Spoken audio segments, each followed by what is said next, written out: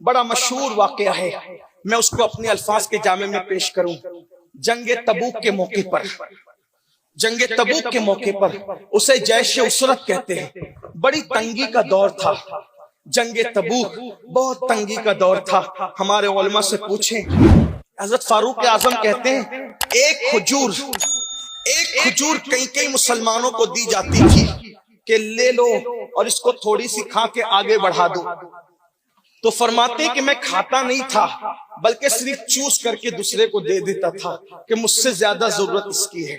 جنگ تبوک ہی کا معاملہ ہے کہ صدیق اکبر نے اپنا کرتا اور لباس بھی دے دیا کہ ہم جنگ میں جا رہے ہیں اور مجھے پتا ہے اگر کوئی شہید ہو جائے تو اس کو کفنانے کے لیے ہمارے پاس کفن کا کپڑا بھی نہیں ہے، تو صدیق اکبر نے کہا تھا میرا لباس بطور کفن کام آ جائے گا کسی شہید کے لیے، یہ ان کی قربانیاں تھیں۔ تو جنگ تبوک کے موقع پر حضور علیہ السلام کی خواہش یہ تھی، آقا علیہ السلام کی تمنا یہ تھی، اللہ اکبر، کہ زیادہ سے زیادہ لوگ چلے، اس لیے کہ دور کا معاملہ تھا، دشمن طاقتور تھا، آقا نے سب کو چلنے کے لیے کہا، لیکن ایک بات وہاں پر یہ تھی کہ گرمیوں کا موسم تھا، کھجوریں پک چکی تھی، پک کر تیار ہو چکی تھی اور کھجوریں جو ہے وہ ٹوٹنے والی تھی، کھجوریں کٹنے والی تھی۔ یہی ہوا، ان میں سے ایک صحابی جناب کعب ابن مالک رضی اللہ تعالیٰ عنہ، انہوں نے سوچا کہ کھجور پک کر تیار ہو چکی ہے، جلدی سے اپنے باغ کی کھجوریں توڑ لوں گا اور آقا علیہ السلام سے جا ملوں گا،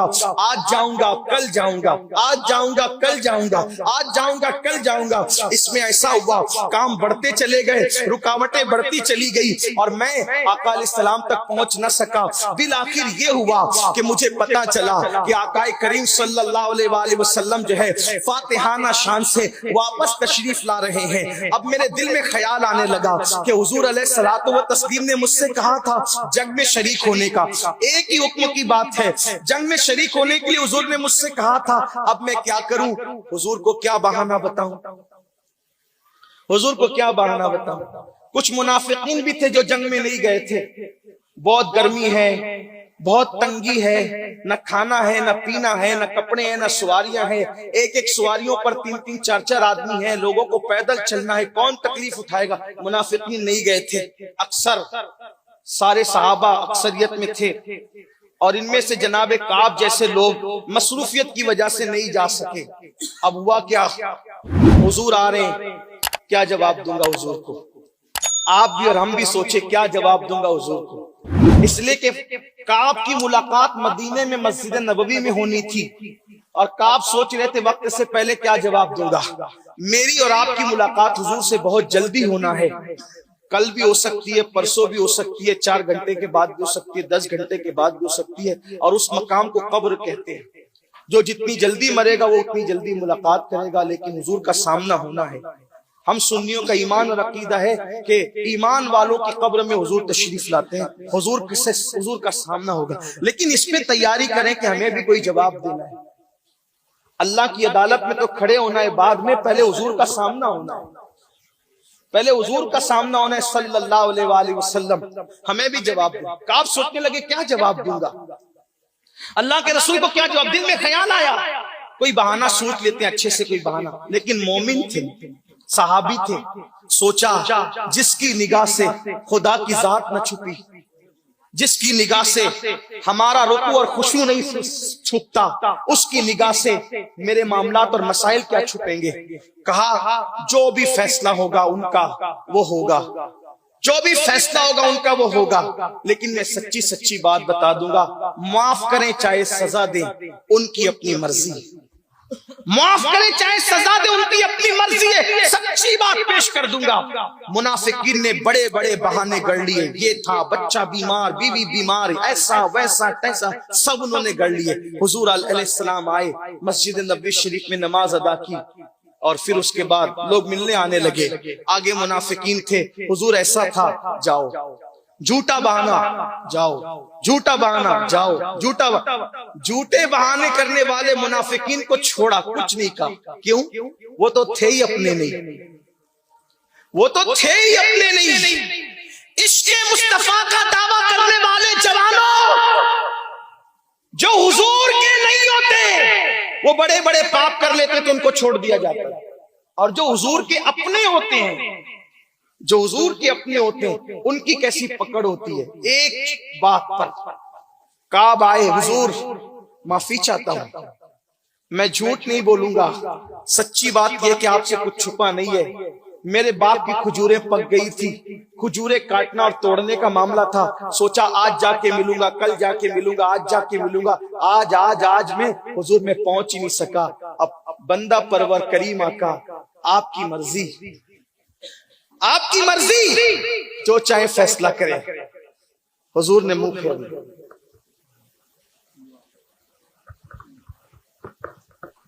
دو چیزوں پہ غور کرو.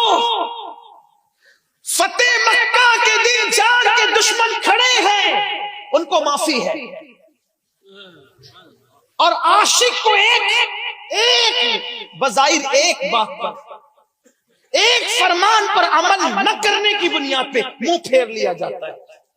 پتا چلا دشمنوں کو ڈھیل ہے، دشمنوں کو معافی ہے، مکاروں کو معافی ہے، لیکن عاشقوں کے لیے غیرت اتنی زیادہ ہے کہ ایک فرمان پہ عمل نہیں ہوا، منہ پھیر لیا، اور اعلان ہو جاتا ہے جاؤ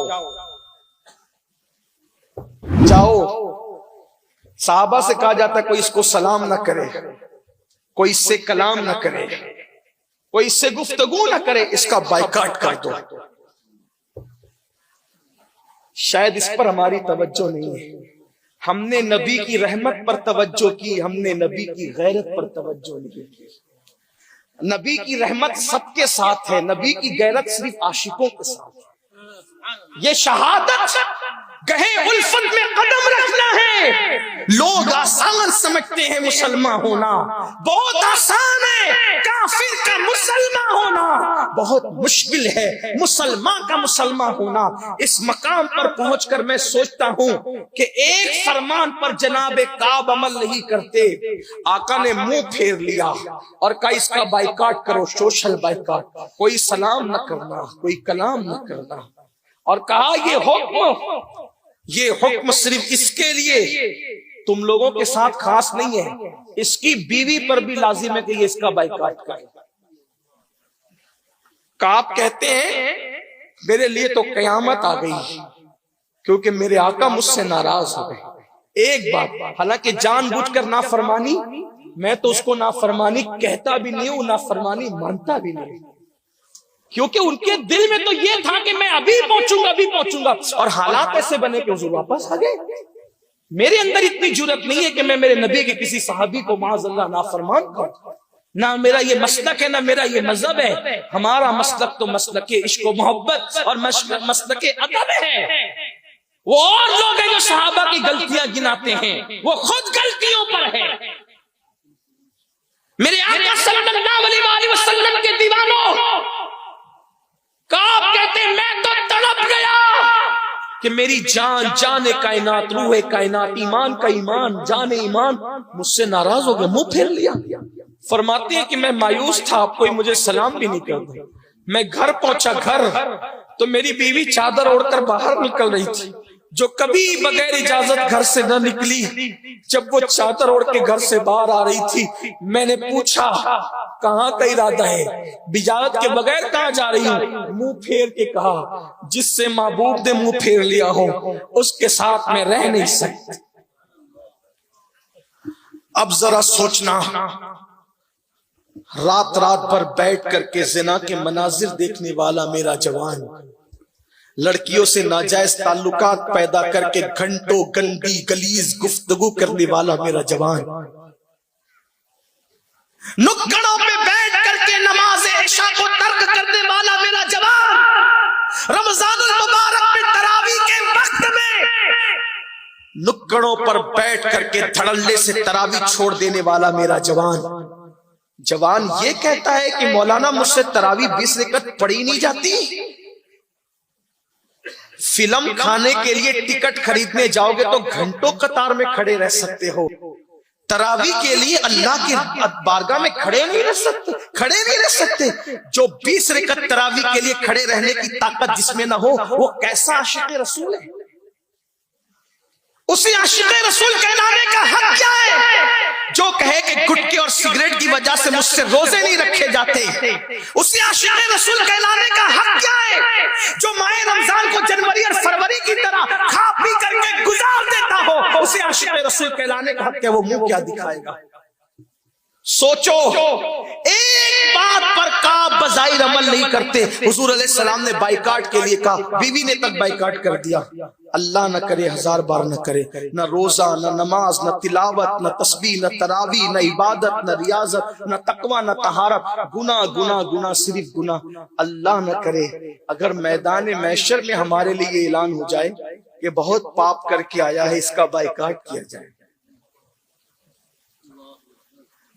जिस दिन फरिश्ते कहेंगे सलामुन अलैकुम तिब्तुम, उस दिन अगर सलाम पर पाबंदी लग जाए तो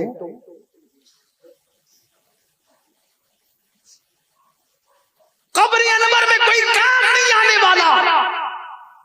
जब हमें सजा सवार करके अपनी कब्र की उस पहली मंजिल जो आखिरत की पहली मंजिल है उसमें दाखिल कर दिया जाए, उसमें दाखिल कर दिया जाए और कोई मदद के लिए ना हो, हुजूर मदद के लिए आए और अल्लाह न करे काब की एक फरमान पर अमल न करने की बुनियाद पे जो नबी काब से मुंह फेर ले, जनाबे काब से अगर वो हमसे मुंह फेर ले कि ये तो करोड़ों नाफरमानियां करके आया है, कहां जाओगे? किसके दरवाजे पे दस्तक दोगे? बहुत खिलखिला करके जराइम कर रहे हो ना, बहुत खिलखिला करके गुनाह कर रहे हो ना।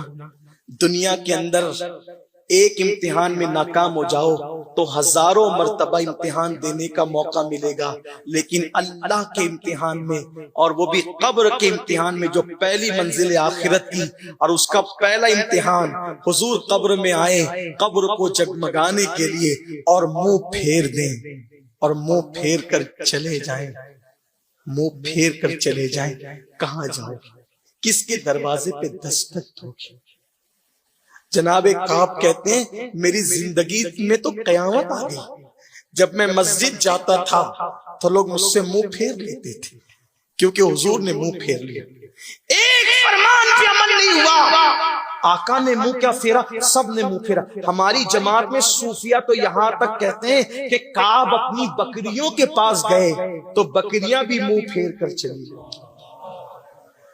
अब आप कहते हैं इज्जत ने क्यों मुंह फेरा, रिस्क ने क्यों मुंह फेरा, बरकत ने क्यों मुंह फेरा, वकार ने क्यों मुंह फेरा, उरूज ने क्यों मुंह फेरा, कामयाबी ने क्यों मुंह फेरा? जनाबे काब की रिवायत बता रही है जिससे हुजूर मुंह फेर ले फिर उससे कामयाबी भी मुंह फेर लेती है, रोजी की बरकत भी मुंह फेर लेती है, उससे औलाद की मोहब्बत भी मुंह फेर लेती है, उससे इक्तिदार भी मुंह फेर लेता है, उससे वकार भी मुंह फेर लेता है। अल्लाह अकबर। मेरे इमाम कहते हैं बल्कि जिससे हुजूर मुंह फेर ले उससे अल्लाह की रहमतें भी अपना मुंह फेर लिया करती हैं, कुछ नहीं बचता उसका। आज हमारा कुछ जो बचा नहीं है, वजह यह है कि हमने हुजूर अलैहिस्सलाम के कल्बे नाज़नीन का ख्याल न किया, हुजूर के कल्बे अतहर का ख्याल न किया। ऐ इश्क रसूल करने वालों, ऐ मोहब्बत रसूल का दावा करने वालों, आओ अगर इश्क करना है तो ज़बानी इश्क न करो, इश्क करना है तो सिर्फ नारों का इश्क न करो, इश्क करना है सिर्फ जलसों और कॉन्फ्रेंसों का इश्क न करो। अगर इश्क करना है तो अपने आका से दिल का इश्क करो, और दिल का इश्क क्या है? बस अब अपनी इस गुफ्तगू का आखिरी हिस्सा आपकी खिदमत में पेश करके बात खत्म करता हूं। इश्क करना है तो इश्क की पहली सीढ़ी ये है, और इस इश्क की आखिरी सीढ़ी भी यही, पहली सीढ़ी और आखिरी सीढ़ी कि जिसको जिससे इश्क होता है वो उसके दिल का ख्याल करता है। बस